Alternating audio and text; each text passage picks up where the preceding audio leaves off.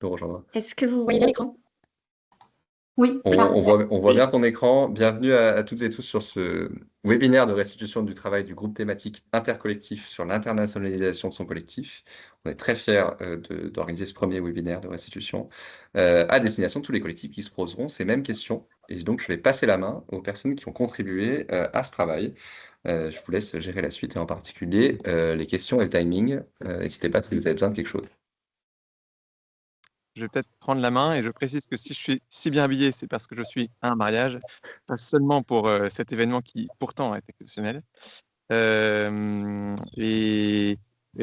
vous dire, voilà, j'ai avec Edwige, que je remercie, on a co-animé ce groupe de travail. C'était un plaisir. Il y a pas mal de participants et de participantes qui sont là, qui pourront vous partager ce que nous avons fait. On a prévu de faire une trentaine de minutes de présentation pour pouvoir avoir à peu près autant de temps pour des échanges, questions et réponses. Donc voilà, j'espère que ce format vous conviendra et puis que ça permettra aussi de répondre aux questions que vous pourriez avoir dès maintenant et puis que d'autres pourront avoir aussi à l'avenir quand ils en viendront à travailler ces thématiques. Est-ce que Claudia, tu peux avancer?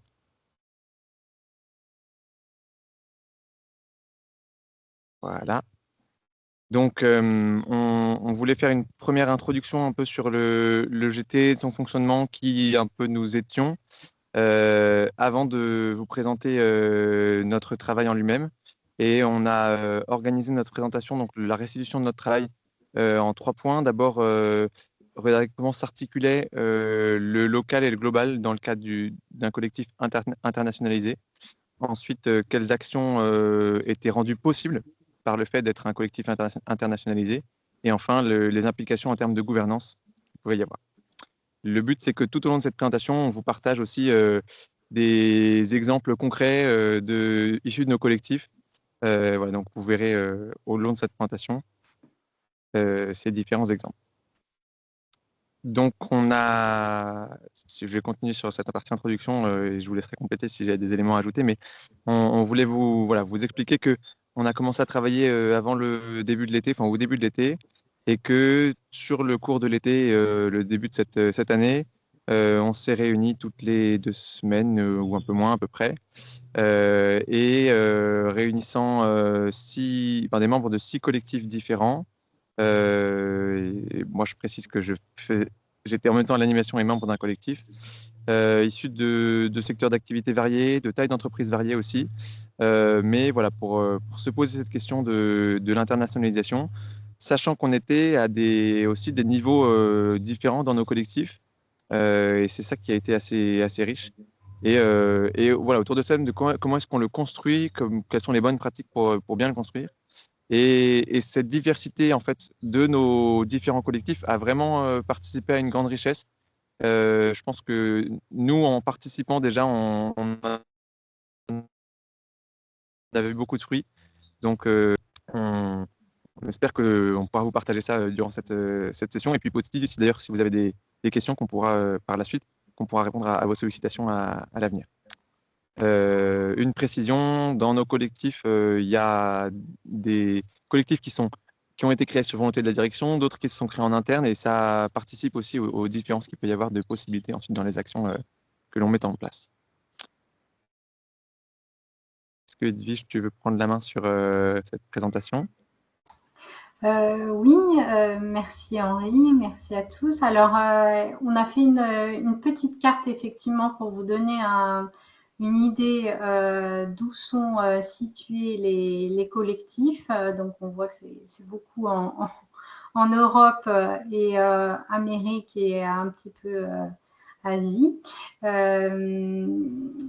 Donc, c'est assez intéressant de voir que c'est des tailles de collectifs qui sont quand même assez différentes et dans des secteurs d'activité aussi très, très variés.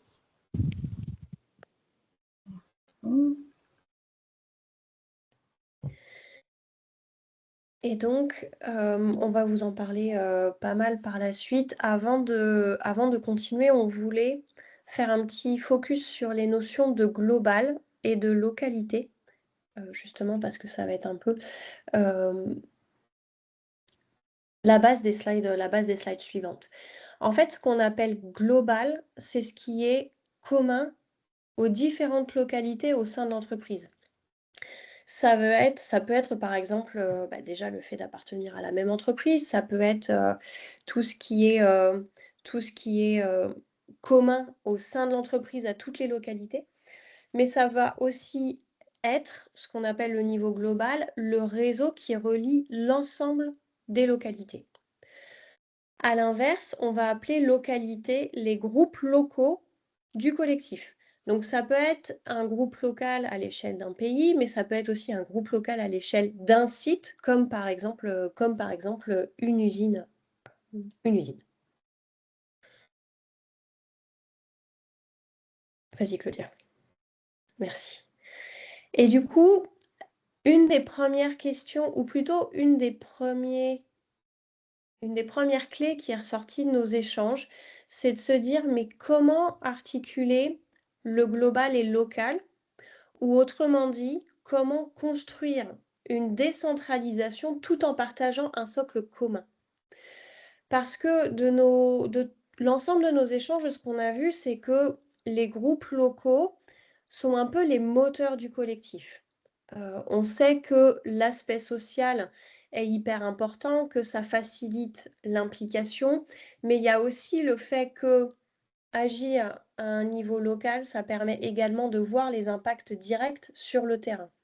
Et donc tout ça, c'est des choses qui permettent au collectif d'avancer. Et de la même manière, au niveau global, on va pouvoir pousser des actions qu'on ne peut pas forcément pousser au niveau local.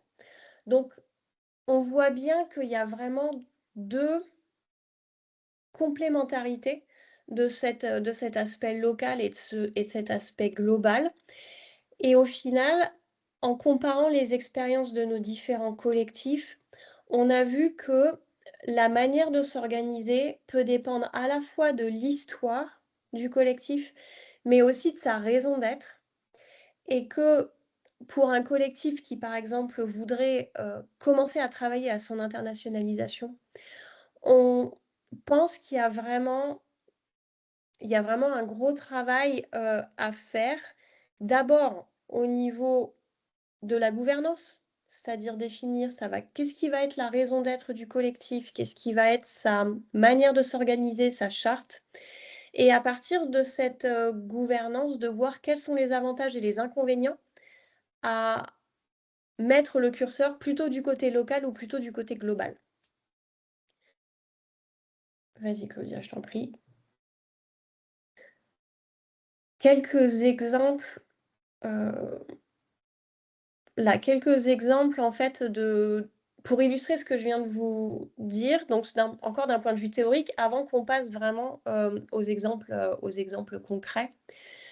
Quand on regarde les différents collectifs qui étaient réunis au sein de notre GT, on avait plusieurs types de collectifs. On avait par exemple des collectifs qui étaient créés à l'initiative de la direction de l'entreprise. Typiquement, dans ces collectifs-là, l'aspect global est très fort parce qu'il y a au sein même du collectif une volonté de prendre les sujets pour l'entreprise dans son ensemble. On a eu aussi des exemples de collectifs qui étaient créés à l'initiative d'employés.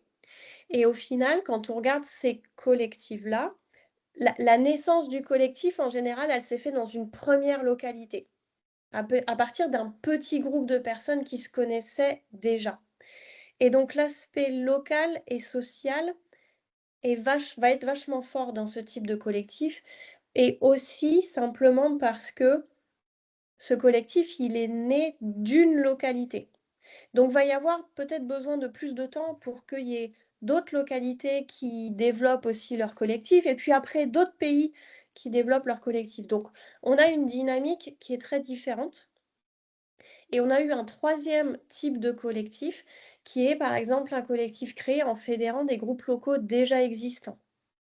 Et donc là, finalement, il y a un vrai enjeu à trouver un socle et une vision commune tout en gardant l'histoire de chacun. On peut trouver par exemple un nom distinct du collectif qui regroupe ces collectifs globaux de manière à garder les individualités de chacun dès le départ. Donc ça, c'est pour l'impact de l'histoire sur le collectif, mais on a aussi l'impact de la raison d'être et de la gouvernance. Par exemple, quand on se pose la question, qu'est-ce qu'on a en commun et qu'est-ce qu'on décentralise? Il y a eu plusieurs de nos collectifs qui ont insisté sur l'importance, encore une fois, de revenir à la gouvernance, à la raison d'être, aux chartes, aux valeurs, afin d'éviter les faux départs. Si on regarde juste 2 exemples, le premier, ça va être, par exemple, un collectif dont la raison d'être serait de ne traiter que des sujets à l'échelle globale de l'entreprise. Automatiquement, on va voir que ce type de collectif va avoir une organisation majoritairement globale parce que c'est ce qui fait sens. Un autre exemple, qui est, on va dire, diamétralement opposé, si un collectif a pour raison d'être de fédérer des employés ou des groupes locaux déjà existants et de souhaiter déployer des bonnes idées, en général locales, partout dans le monde, dans ce cas-là, on va plutôt voir une organisation majoritairement locale, parce que ça va être plus adapté à ce que souhaite amener ce collectif à la communauté. Et comme cette notion de raison d'être et de gouvernance nous semble hyper importante, on va avoir l'exemple que Claudia va nous présenter sur la manière dont la gouvernance a été mise en place dans leur collectif. Merci Marlène. Donc, notre collectif, il a formé au démarrage 2 groupes de travail composés avec des volontaires de différentes géographies, d'ores et déjà dès le début, pour, alors, sur un groupe de travail, définir une charte. Donc, la charte, elle décrit la raison d'être du collectif et les 10 principes du collectif. J'ai mis quelques exemples, mais c'est pas exhaustif. Donc, un premier exemple, c'est bien sûr l'aspect impact environnemental positif, qui est l'objectif du collectif. Autre chose qui est très important, c'est d'agir volontairement. Donc, c'est vraiment l'aspect de chacun peut rejoindre le collectif ou en partie, mais il faut être volontaire. Et c'est en complément du périmètre professionnel. Et ça, c'est quelque chose sur lequel on insistait beaucoup, car on voulait que n'importe qui soit ouvrier, qui soit dans le département finance, qui soit au niveau des achats, puisse participer au-delà du périmètre professionnel, au-delà de son rôle professionnel. C'est un collectif multilocal, donc là, c'est encore un autre mot, mais c'est pour définir justement ces localités multiples dont parlait Marlène. Et un autre des principes clés, c'est l'organisation collaborative du collectif. Une approche non partisane, donc qui n'est pas reliée à aucun syndicat. On travaille avec les syndicats, tous les syndicats, mais on n'est pas relié à un seul syndicat. Et bien sûr, des valeurs communes telles que l'honnêteté, l'apprentissage, le partage. Voilà, donc j'en ai cité que 6, il y en a 10 au total. Mais ça a été très important pour nous de poser ces bases et c'est la première chose que l'on présente aussi quand on parle à de nouveaux arrivants. La gouvernance, donc deuxième résultat du groupe de travail, donc un document qui décrit notre fonctionnement et qui vise en fait à assurer la justice et l'égalité entre les membres du collectif et à garantir la solidité et surtout la durabilité, c'est-à-dire la pérennité dans le temps pour que si ceux qui ont lancé le collectif au début ne sont plus là dans 2 ans, 5 ans, on ne sait rien, chacun puisse rattacher aussi à ces éléments du début pour que ce collectif puisse durer dans le temps. Elle explique le fonctionnement de gouvernance partagée, donc aussi un mot savant, mais qui est utilisé par le collectif, donc avec une description de ce qu'est une gouvernance partagée et une organisation décentralisée. Et elle structure vraiment le fonctionnement du collectif, donc avec une explication de comment se passent des élections pour les rôles globaux qui, on va dire, aident à gérer le collectif. Donc, élection sans candidat, c'est un processus particulier qui a été décidé d'utiliser. Le processus de décision par consentement mutuel pour les sujets importants du collectif, etc. Donc, c'est vrai, c'était vraiment très important de définir ces éléments-là dans le cadre de notre collectif dès le départ.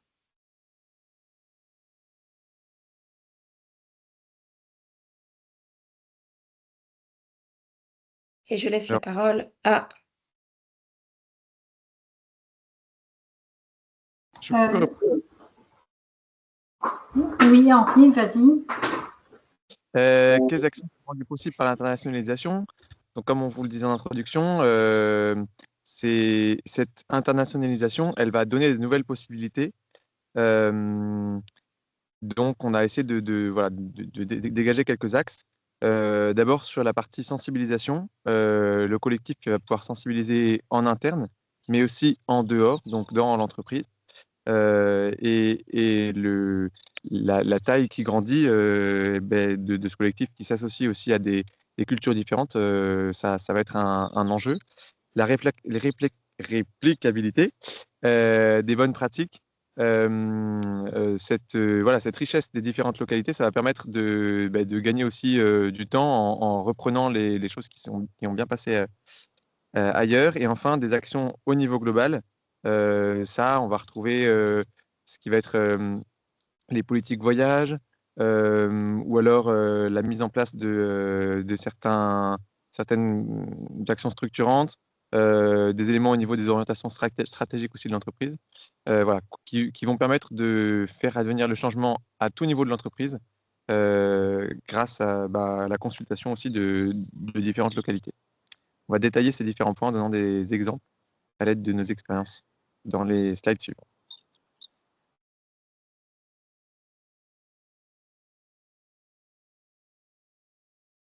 Alors, sur la partie sensibilisation, juste une précision avant qu'on prenne la parole aussi sur ces différents petits points de couleur là. Vous souvenez peut-être de la carte qu'on nous avait présentée au début. Pour des raisons d'anonymat, on a gardé de nos entreprises, on a gardé des petites pastilles de couleur. Et donc, à chaque pastille de couleur des slides introductives correspond voilà, une entreprise. Et donc, on peut partager aussi de cette manière-là ce qui se passe chez nous grâce à ce petit code couleur. Je vais donner les sujets introductifs, puis après, je laisserai les membres des différentes entreprises présenter.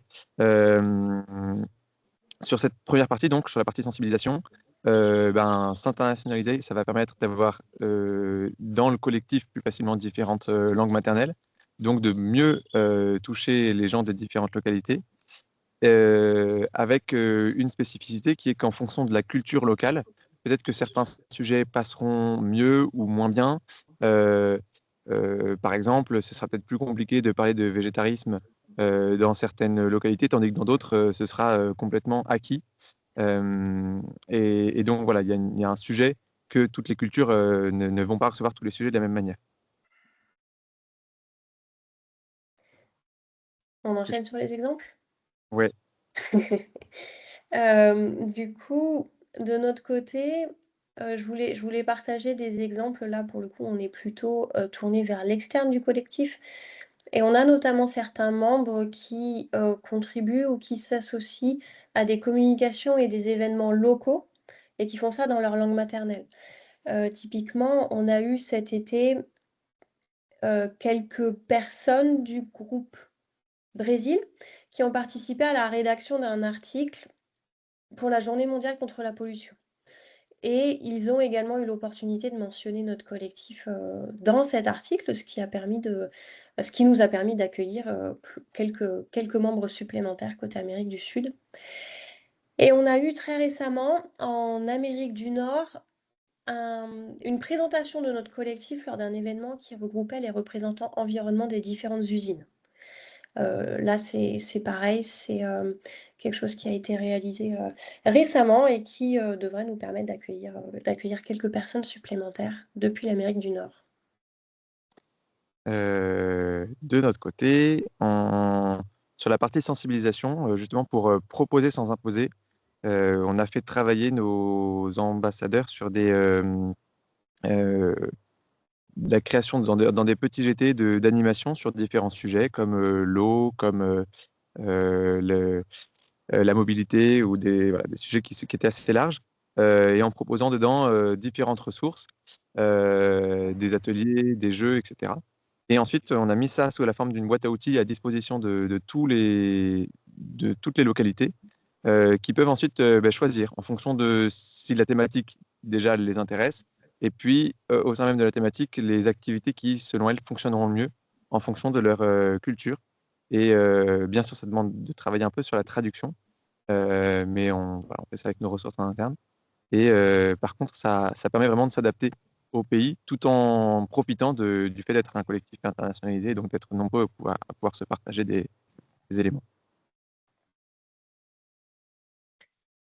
Génial. Moi, je peux aussi ajouter, donc, dans le collectif, il y a le groupe local parisien qui organise souvent des after-débats, des after-work débats, pardon, une fois par mois pour sensibiliser et échanger sur plein de sujets très variés. Oula, pardon, je passe là un peu trop tôt. Donc, par exemple, sur des croissances, utilisation de la biomasse dans le domaine de l'énergie, etc. Et donc ça, c'est vraiment partagé aussi aux autres groupes locaux. Certains nous demandent des sujets pour en organiser à leur tour. Donc il y a un partage de ce type d'événements et des sujets abordés. Et aussi, plusieurs ateliers sont organisés, proposés en cours d'année, en France, mais pas que, aussi dans d'autres géographies, avec des traductions dans plusieurs langues, donc type atelier d'automne, fraises de biodiversité, fraises de l'eau, impact de l'IA, etc. Et alors, il y a récemment aussi ce type d'atelier, une fraise qui a été organisée pour les enfants de salariés et aussi dans des orphelinats. Donc, ça a été fait par le groupe local en Arabie Saoudite. Et le groupe local, après, a partagé tous les supports qui sont en anglais pour que cela puisse être répliqué dans d'autres pays. Donc, voilà, après, chaque groupe local pourra adapter le contenu s'il y a des choses à enlever ou pas en fonction des cultures locales. Mais il y a, on va dire, une base qui a été partagée. De plus, il existe une bibliothèque de livres, podcasts, films qui a été mise en commun sur notre plateforme qu'on appelle le Hub et qui est disponible à tous. Chacun peut y ajouter des éléments, donc en anglais ou dans d'autres langues. Tout le monde y a accès.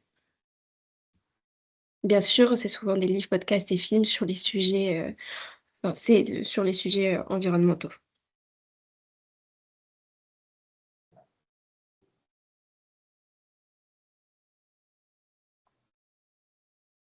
Sur la partie bonne pratique, un exemple qui nous est venu tout de suite, un élément qui nous est venu tout de suite, c'est que si un site l'a déjà fait, c'est un très bon argument pour le faire ailleurs.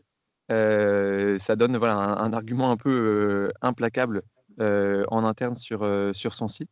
Et ça permet même de mettre en commun plus que juste le fait que ça s'est fait, mais des documents, des partenaires, des interlocuteurs, des choses qui ont permis que l'action se mette en place. Et donc cette réplicabilité, elle est très forte parce que voilà, on partage quelque chose qui s'est fait en interne et non pas dans une autre entreprise. Un exemple sur nos sites, pour notre collectif, c'est un de nos sites qui avait mis en place une solution pour le réemploi des cartons de nos matières premières.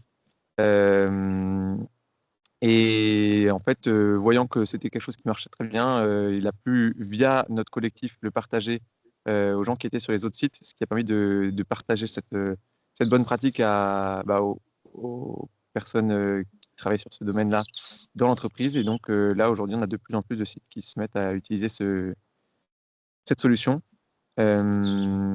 Et la note, je voulais partager aussi que nos boîtes à outils, en fait, elles permettent de mettre en avant des actions qui se font aussi sur les sites et donc de plus facilement répondre aussi ces actions liées au fonctionnement de l'entreprise au sein de nos sites.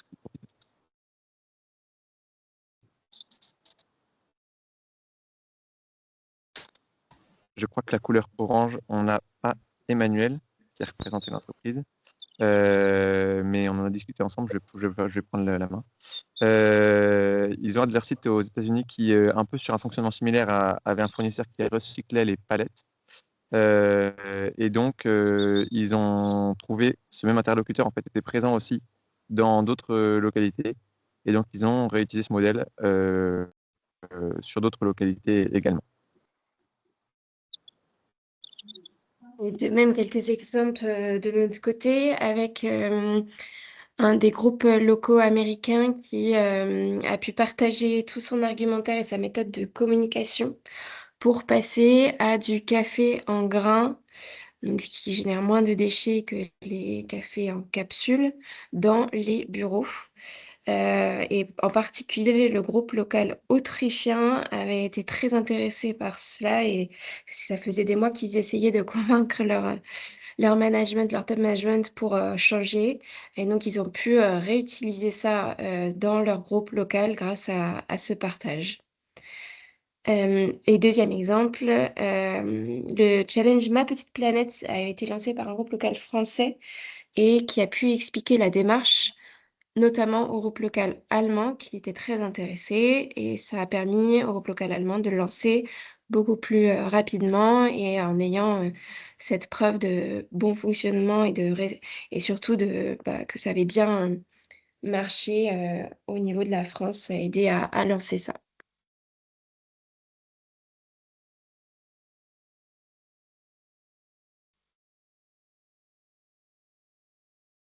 Au niveau de ces actions qui sont permises par qui sont prises au niveau global, un collectif global, il aura plus de poids et en même temps, il reste, parce qu'il se nourrit des différentes localités, ancré dans le terrain. On a mis 2 exemples pour cette partie. Oui, le premier, c'est moi. Donc, il y a un groupe thématique inter-groupes locaux, c'est-à-dire des différentes géographies qui voulaient travailler sur le même sujet, donc qui était la réduction de l'impact des trajets professionnels, notamment en avion. Donc, ce travail qui a été multi-groupes locaux, multi-géographie, multi-BU, comme on les appelle en interne, a permis de pousser le sujet de manière plus légitime auprès de la direction de l'entreprise. Et à l'heure actuelle, les discussions donc, sont en cours, toujours en cours, pour voir s'il est possible de modifier les politiques de voyage en ce sens et ainsi que améliorer la plateforme de réservation des trajets pour avoir une réduction des trajets les plus polluants et mettre aussi en valeur des solutions moins polluantes.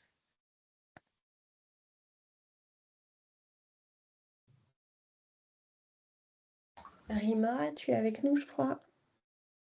Oui, je suis là. J'ai aussi Romain qui est avec nous, qui était à l'origine de notre collectif, qui pourra compléter si besoin. On est tous les deux. Donc nous, de notre côté, notre expérience, c'était au démarrage un collectif qui a pris vie en France et qui petit à petit a voulu faire des petits. Et l'expérience chez nous, c'est que notre direction est de plus en plus impliquée et très intéressée par cette énergie qui se développe en interne et qui nous appuie et nous demande de structurer le collectif à l'international pour pouvoir proposer, on va dire, un socle commun de réflexion, de partage et de contamination positive au niveau des initiatives. Et par exemple, on voit récemment émerger un souhait vraiment très fort de réfléchir comment, dans certains pays importants pour notre approche internationalisation des collectifs, il pourrait être possible d'allouer du temps aux porteurs de projets pour nous aider. Parce qu'aujourd'hui aussi, il y a beaucoup de bonne volonté, des envies, et il faudra à un moment donné pouvoir avoir plus de temps pour s'y consacrer et réussir. Et si on prend par exemple l'exemple de tout ce qui a été fait depuis l'origine sur le collectif français, je te laisserai Romain rajouter si tu souhaites, c'est qu'en fait les initiatives ont très vite porté les fruits et les équipes ont souhaité rajouter ce pilier internationalisation. L'objectif, c'est toujours d'aider à pour pouvoir aller plus loin pour un développement beaucoup plus durable de notre entreprise. Et on réfléchit par exemple actuellement comment on pourrait se nourrir les uns des autres intercontinents pour avoir des chartes avec des piliers fondateurs qui permettent de croiser nos valeurs, nos missions en local et l'objectif du développement durable de l'entreprise. Donc aujourd'hui, l'internationalisation démarre chez nous, mais l'élan est porté aussi par la direction et des sponsors qu'on a souhaité avoir qui ont accepté. Donc je pense que c'est important dans notre exemple de le citer. Rien à ajouter. Oui, c'est l'internationalisation, c'est deux volontés concomitantes, la nôtre et celle de la direction. On nous a demandé de nous étendre à l'international, mais nous, on n'avait pas du tout l'intention Enfin, il nous faut des relais, en fait, voilà. Donc, il faut qu'on trouve des relais maintenant. Et tout ce que vous avez montré là est hyper intéressant.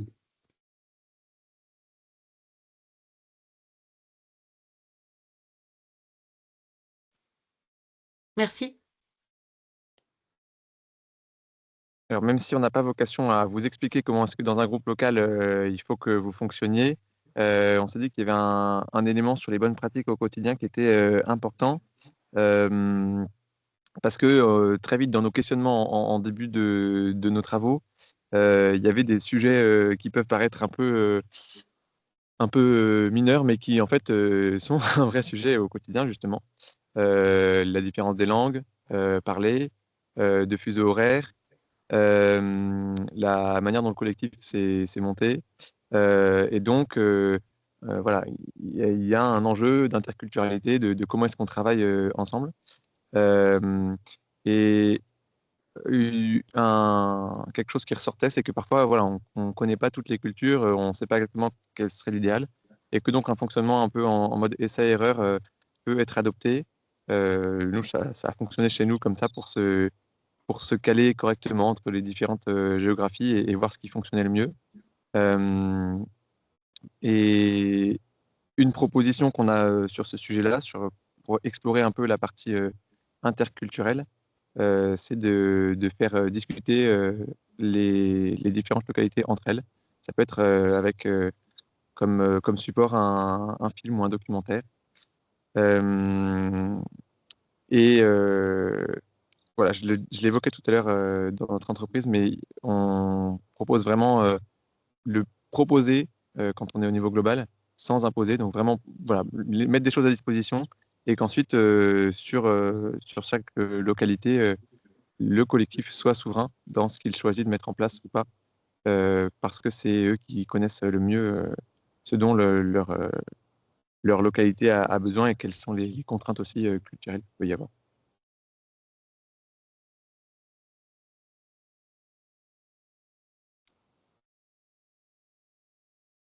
Je vais continuer. Sauf si Edwige, tu veux prendre la main aussi sur cette à chaque fois. Non, je t'en prie, vas-y. Allons-y. Donc, on l'a évoqué, ça peut valoir aussi pour des collectifs qui ne sont pas internationalisés, mais quand on fait rentrer du monde, mais là, à plus forte raison, quand on fait rentrer des gens qui viennent d'autres localités, c'est important de communiquer sur cette charte dont on vous a parlé en introduction, sur la raison d'être, pour embarquer et voilà, montrer aussi dans quoi est-ce qu'on se lance. Et que cette approche, justement, via la raison d'être, elle permet de rapprocher, malgré les différences et l'éloignement parfois juste géographique. Donc, comme on le disait, on pense vraiment que c'est un temps qui est bien investi pour que, voilà, quand des nouveaux membres arrivent, ils comprennent le cadre et ça, c'est vraiment quelque chose qui peut renforcer l'adhésion à quelque chose qui pourtant aurait été créé loin et dans un autre pays. Voilà. Ouais, et je vais vous donner un premier exemple, alors qui ne va pas forcément répondre à des questions, mais mon objectif, c'était surtout de partager que typiquement, nous, de notre côté, on est en pleine réflexion en ce moment sur qu'est-ce qu'on pourrait mettre en place comme présentation, comme animation, voire même comme jeu, pour permettre aux gens de s'approprier notre cadre intentionnel. Donc, ce qu'on appelle notre cadre intentionnel, c'est notre intention, nos valeurs, nos missions, mais également notre cadre collaboratif. Et le cadre collaboratif, chez nous, c'est vraiment comment on s'organise ensemble. Donc là, maintenant, tout de suite, j'ai pas de réponse ou j'ai pas d'exemple à partager, Mais c'est quelque chose sur lequel on travaille en ce moment parce que justement, on sent ce besoin, en fait. Ok, aussi un exemple de mon côté. Donc nous, la charte, elle a été traduite en anglais et en espagnol et on invite aussi les groupes locaux à les traduire dans leur langue. Nous mettons à disposition aussi sur le hub une présentation générale du collectif, pardon, dans les 3 langues et donc que chacun peut utiliser aussi en cascade pour expliquer en local ou dans d'autres localités proches de leur géographie, ce qu'est le collectif, son fonctionnement, excusez-moi, et comment le rejoindre. Donc ce système en cascade, il marche plutôt bien. Et nous avons également créé une vidéo explicative du collectif, ça c'est très récent, et avons demandé de l'aide à chaque groupe local pour la traduire ou au moins mettre des sous-titres dans leur langue. Donc aussi avec des outils IA, ça peut être assez rapide.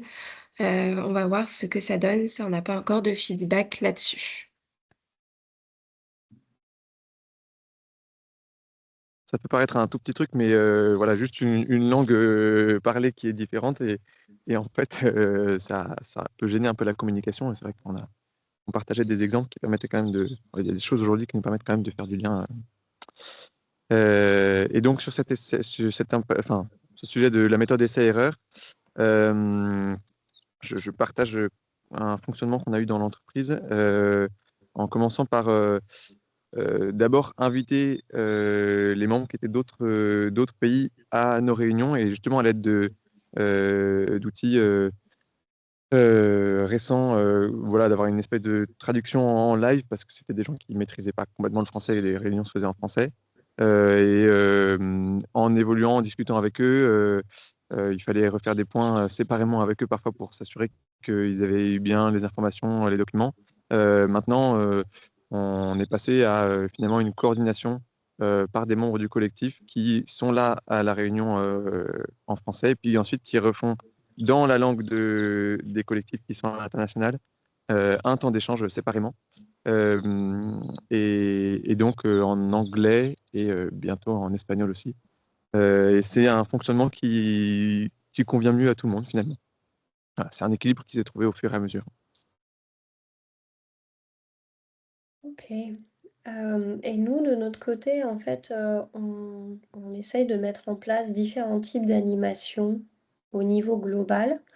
En fait, parce qu'on voudrait développer le partage et l'échange entre les cultures, malgré leur diversité. Et on a notamment essayé récemment de mettre en place des séances de discussion, de débat suite au visionnage ou à l'écoute de documentaires. Donc ça peut être des films, des conférences, des podcasts. Donc on a fait ça à 2 reprises. On l'a fait une fois, ouais. La première fois remonte à fin d'année dernière quand même, mais la deuxième fois remonte à un peu moins d'1 mois. Et donc c'est hyper intéressant de voir de quelle manière certains sujets sont vécus très différemment en fonction des cultures. Bon, par contre, comme on est dans la méthode essai-erreur là, mais on ressent quand même la barrière de la langue. Notamment lorsque plusieurs personnes s'expriment toutes dans une langue qui n'est pas la leur. C'est-à-dire que lors de ce dernier échange, on s'est retrouvés avec des Français, des Argentins, des Brésiliens, une Américaine et quelques Italiens. Et on sent que ça bloque quand même la fluidité des échanges. Alors bon, après, ça fait probablement partie du jeu, mais c'est vrai que pour l'instant, c'est quelque chose qu'on a capté lors de cette dernière tentative et pour lequel on n'a pas forcément aujourd'hui pas encore d'idée de comment dépasser ça. Parce qu'on a bien vu quand même que ça bloquait un peu les discussions, ça bloquait un peu les échanges. Donc sur cet essai, bon, pour l'instant, il y a du positif, mais il y a aussi des difficultés et il faut voir ce qu'on arrive à en faire pour le futur.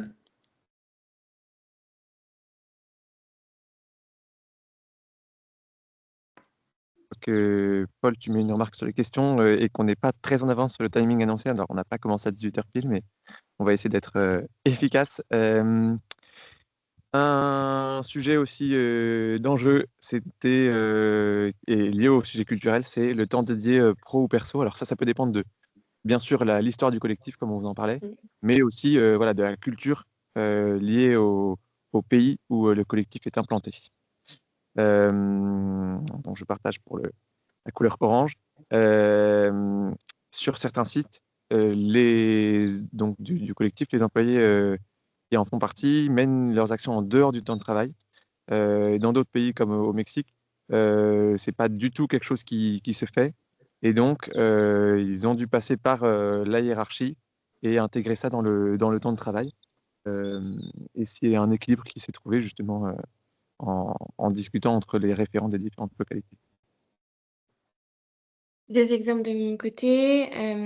Aux États-Unis et au Canada, il y avait des équipes qui avaient déjà formé un groupe sur les sujets environnementaux avec des volontaires. Et ils ont voulu rejoindre le collectif. Mais pour eux, ça fait partie de leur temps de travail. En fait, ils ont un nombre d'heures à dédier aux actions environnementales et sociales. Donc, ça a été assez différent par rapport à un des principes de notre charte que j'avais présenté au début. Mais comme l'esprit reste le même, nous avons été bien sûr ravis de les accueillir dans le collectif. Et au Japon, à l'inverse, c'était difficile de créer un collectif sans aval du management, des managers et de la direction locale. Donc, personne ne voulait participer si ça ne venait pas de la hiérarchie. Donc, nous essayons actuellement de les aider pour légitimer le collectif grâce au soutien de nos sponsors au niveau global et en partageant des communications officielles précisant le soutien de la direction de l'entreprise pour que ça puisse venir de leur direction et qu'ils puissent ensuite s'engager de manière volontaire. Si je comprends bien, Rima est partie, donc c'est moi qui vais faire le commentaire. Pour nous, effectivement, notre collectif, là, ces derniers mois, a pris un peu de l'ampleur par la reconnaissance que la direction nous donne. Ce qui est marqué en point de discussion en temps de validation, c'est effectif. Maintenant, on a du temps dédié possible pour l'équipe d'animation, que je vais qualifier de centrale dans ce cas-là, mais bon, pour l'instant, notre réseau international est quand même limité. Mais cette possibilité de donner du temps à tout le monde, elle est globale parce que le COMEX souhaite qu'on étende le collectif à l'international. Donc, on a un volant de 100 jours hommes à distribuer sur les différents projets, actions que ou les collectifs ou les groupes locaux vont pouvoir mettre en œuvre.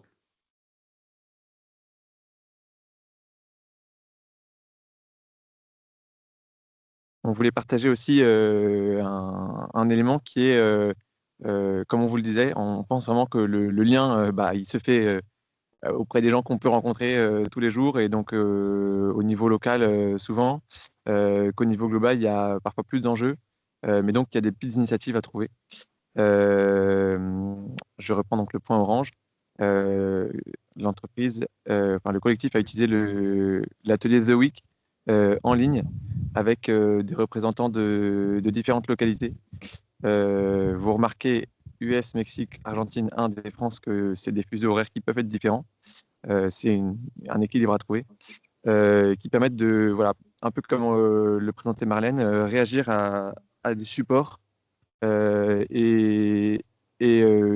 vous ne connaissez pas The Week, pour l'avoir utilisé dans l'entreprise aussi, c'est très intéressant parce que ça permet vraiment d'échanger aussi sur nos ressentis, nos émotions et les supports par essence présentent déjà des éléments qui sont dans différentes cultures. Donc ça fonctionne très bien pour faire du lien au niveau global plutôt.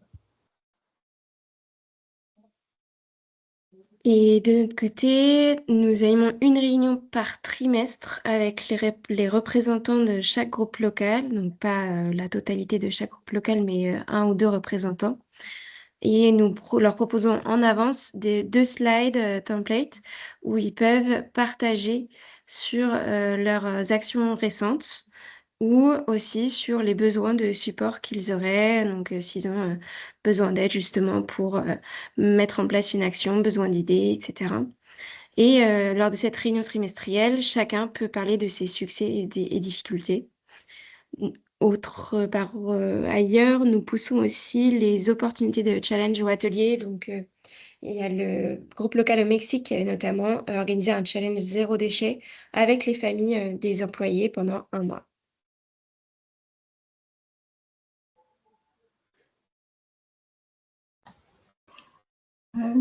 Oui, Henri, je fais peut-être la conclusion du coup.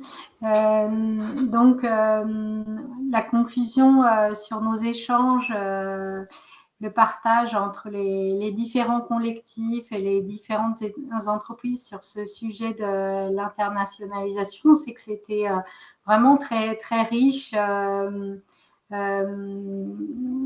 d'échanger sur tous ces sujets. Alors, ça dépendait effectivement de la participation à chaque séance qui pouvait varier suivant les disponibilités de chacun, mais néanmoins, ça a toujours été très riche, tous les échanges et les apports de chacun. Ça a fait poser pas mal de questions sur certains fonctionnements que certains ont un peu remis en cause et d'autres fois, ça a vraiment confirmé les manières de faire. Sur l'internationalisation, il y a de nombreux bénéfices à la fois à la structure et à l'organisation qui sont beaucoup plus clairs pour avoir des choses plus cadrées, en fait, des process en fait à suivre. Et ce qu'on en retient, c'est qu'il faut garder que ce soit simple, en fait, d'avoir une autonomie locale. Ça, c'est très important parce que c'est vraiment eux qui font vivre le collectif, qui l'incarnent vraiment. Donc, le global doit permettre de pousser, surtout par rapport à la hiérarchie, en fait. C'est surtout ça qui est important, mais c'est vraiment les personnes localement qui font vivre ce collectif au jour le jour. Et ce qu'on en retient sur le fonctionnement du groupe de travail, c'est alors effectivement le challenge, la disponibilité des participants. C'est pas toujours évident, voilà, de trouver le bon créneau, mais comme on disait, je pense qu'en étant flexible, beaucoup de personnes ont réussi à participer quand même à plusieurs séances et à rattraper en cours de route les échanges. C'était vraiment très intéressant qu'il y ait un binôme d'animation. Ça a été vraiment très enrichissant pour tous les deux. Et on s'est bien complété et on pouvait se remplacer aussi suivant les disponibilités. Ce qu'on en retient aussi, c'est qu'il faut vraiment que ça soit sur une durée qui soit quand même limitée dans le temps, telle que 4 mois, pour vraiment, on est dans le sujet et oui, le faire tant qu'il est chaud, quoi, que ça soit quand même assez régulier dans les séances, une fois tous les 15 jours, ça semble bien adapté, et que le groupe ne soit pas trop grand pour échanger plus librement et en confiance. Voilà. En tout cas, on tient à remercier tous les participants et c'était vraiment une expérience très enrichissante. Je pense que vous voudriez ouvrir aux questions et je voudrais déjà remercier Edwige et Henri pour leur travail sur ce groupe thématique. Vraiment, ça n'aurait pas pu tenir sans vous. Et c'est d'ailleurs la nouvelle règle qu'on s'est fixée pour les groupes thématiques, d'avoir forcément 2 personnes en co-animation. En plus, vous avez des profils très complémentaires, j'y reviendrai. Donc, trop chouette. En préambule de l'ouverture des questions, je voudrais aussi vous partager ce que l'Association des collectifs a pu en penser de ce travail. On trouve que c'est passionnant à quel point, comme pour beaucoup d'autres sujets, la principale erreur que peuvent faire des collectifs sur l'internationalisation, c'est vraiment de ne pas y réfléchir en amont. Dans vos boîtes respectives, vous êtes les mieux à même de connaître vos contraintes, mais le groupe de travail, le groupe thématique, a voulu par ce travail vous faciliter la tâche et vous orienter vers tous les sujets sur lesquels il faudrait que vous ayez réfléchi en amont. Moi, un exemple qui m'a marqué dans votre présentation, c'est celui de l'origine du temps consacré au collectif, le temps de travail ou non. Et je trouve que c'est passionnant parce que donc on se rend compte que ça peut varier en fonction des pays, mais un collectif pourrait complètement passer à côté de ça au départ en créant son internationalisation. La deuxième chose qui m'a marqué, c'est que je trouve hyper intéressant le fait de laisser souverain le local avec un global qui ne fait que proposer. C'est exactement comme ça qu'on fonctionne dans le réseau Les Collectifs. Et une des choses qui peut vous aider sur ça, vu que c'est comme ça au niveau du réseau, c'est qu'une manière qu'on a de résumer le fait de ne pas être prescriptif, mais pour autant de proposer, c'est que chaque action d'un groupe, en l'occurrence d'un groupe local pour un collectif, nous dans notre cas d'un collectif, permet d'installer une action ambitieuse comme une nouvelle norme pour les autres groupes. C'est un peu une émulation positive qui peut se passer. Donc je trouve ça trop chouette de retrouver ça, ce mode de fonctionnement à l'échelle du réseau. Et maintenant, je vous laisse sur les questions qui ont été posées dans le chat, que je peux lire à voix haute, c'est peut-être plus simple. On avait 2 questions de Fanny. La première, pouvez-vous nous en dire un peu plus sur l'organisation décentralisée en multisite? Est-ce que vous avez des référents? Est-ce que vous avez des points de contact privilégiés? Et la deuxième aussi, parce que je pense que ça va dépendre des collectifs, c'est quel temps vous y consacrez, par exemple, si vous avez une estimation par mois du temps que vous consacrez au sujet. Pour la partie organisation, je te laisserai bien en parler, Claudia, parce que je pense que vous avez quelque chose qui est plus avancé que ce que nous, on a. Et ça peut être plus pertinent, je pense. Ouais, alors nous, donc on a, en fait, à chaque fois qu'il y a un groupe local qui se crée, donc un groupe local, pour nous, c'est 2 personnes minimum, on demande à ce qu'il y ait au moins 1 ou 2 représentants. Et s'ils changent au cours du temps, on demande à ce que ça nous soit communiqué au niveau des rôles globaux. Et donc, c'est ces personnes représentantes qui vont assister aux réunions trimestrielles à chaque fois. Donc, ça permet d'avoir des points de contact privilégiés, comme vous le disiez, Fanny, pour pouvoir remonter des informations, savoir comment ça se passe, et aussi descendre des informations quand il y a des informations à descendre au niveau des groupes locaux.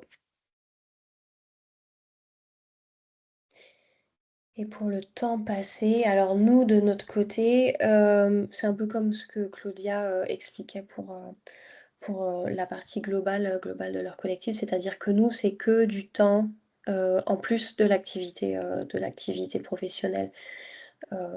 Pour le moment, mais on peut continuer d'y travailler, on n'a pas de temps ou de proportion de notre temps de travail à consacrer aux activités du collectif. Donc c'est que du plus, ce qui fait qu'en fait, chez nous, typiquement, Fanny, pour répondre à ta question, ça va être extrêmement dépendant des personnes, de leur situation pro, de leur situation perso, des moments de l'année où c'est plus ou moins facile à gérer. Donc chez nous, c'est extrêmement variable en fait. Je ne serais pas capable de te donner une estimation par mois. Ça peut varier de manière très très forte. Je rebondis là-dessus parce que je pense que c'est très similaire de notre côté. On voit aussi parfois des personnes qui nous disent, bon, là, pendant 6 mois, je vais avoir aucune disponibilité, mais j'aimerais bien revenir après vous aider dans l'animation. Donc, c'est voilà, c'est vraiment dépendant des motivations et du temps disponible de chacun. Je pense qu'il y en a qui passent beaucoup de temps. Je pense que j'en fais partie aussi et que Jason qui est ici aussi en fait partie. Et d'autres donc quand je dis beaucoup de temps, je sais pas moi, par mois, je pense une vingtaine d'heures, 30 heures, j'en sais rien, mais ça dépend vraiment des sujets en cours. Après, il y en a qui passent 1 heure par semaine, même pas, ou une demi-heure par semaine en moyenne, et puis, mais qui apportent quelque chose de vraiment très bien aussi à ce moment-là. Donc, c'est très variable, et très variable aussi en fonction des saisons. Bon, pendant l'été, il se passe pas grand-chose. Voilà. Vas-y, Pardon, vas-y. il y a quelqu'un qui veut parler. Non, vas-y, Marlène. Ah, excuse-moi.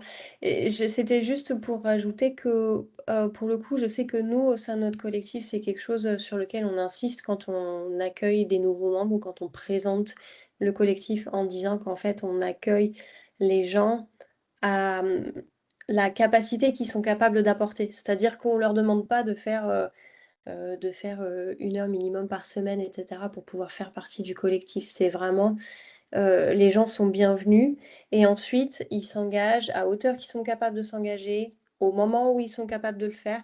Et comme le disait Claudia, bon, il y a des moments où ça marche plus, ils prennent un peu de recul, ils reviennent après. Enfin, c'est quelque chose qui est fondateur aussi, je dirais, dans notre collectif. Moi, j'allais lire à voix haute le témoignage de Charlotte dans le chat parce que je le trouve intéressant. Mais je vois que Charlotte, tu es là, donc tu pourrais aussi le lire toi-même, comme tu veux.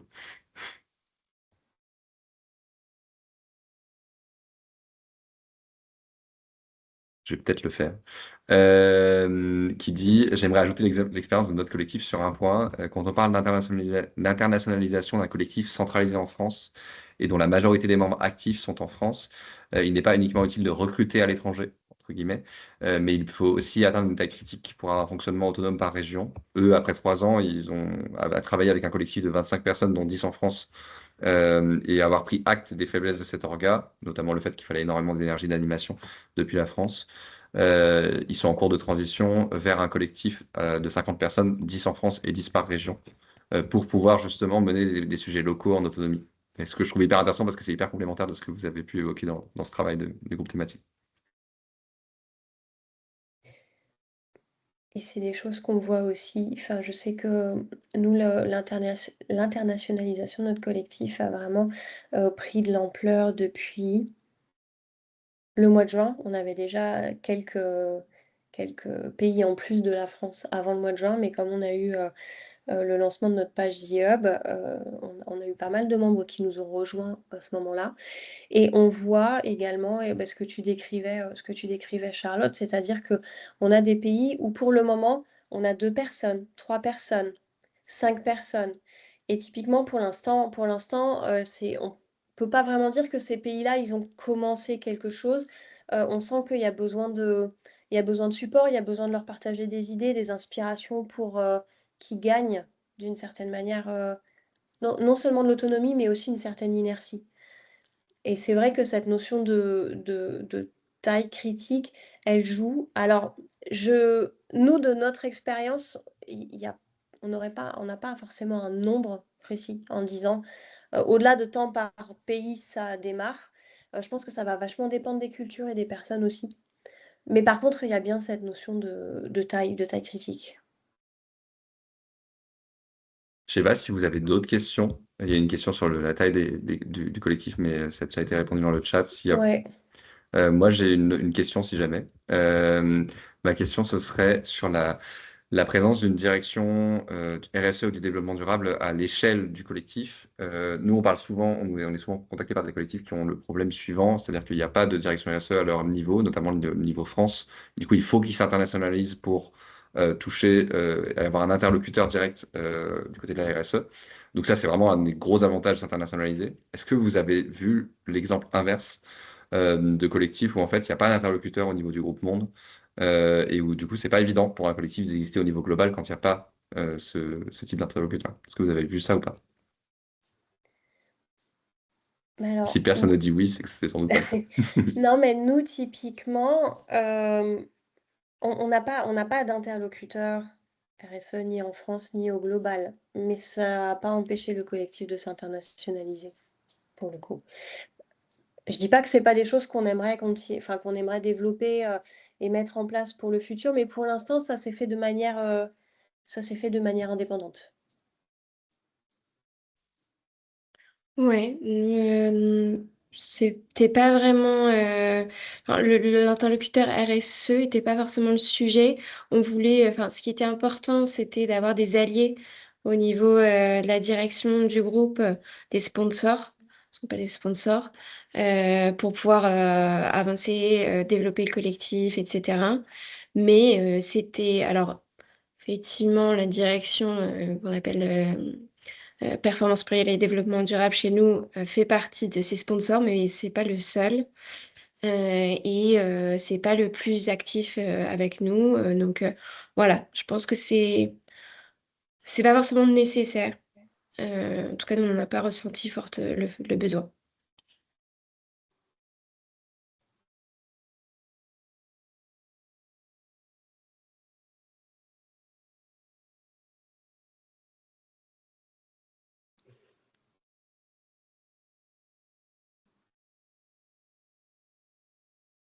On a l'air d'avoir fait le tour des questions. Sylvie, je te laisse clore officiellement. Oui, alors après, on voulait proposer aussi aux participants de participer à une nouvelle séance pour avoir vos retours d'expérience sur ce groupe de travail. Parce que c'est vrai que c'était la première fois qu'il a été fait voilà, comme ça, avec toute cette restitution comme ça jusqu'au bout. Si ça vous intéresse et que vous avez le temps, alors on vous proposait 2 dates.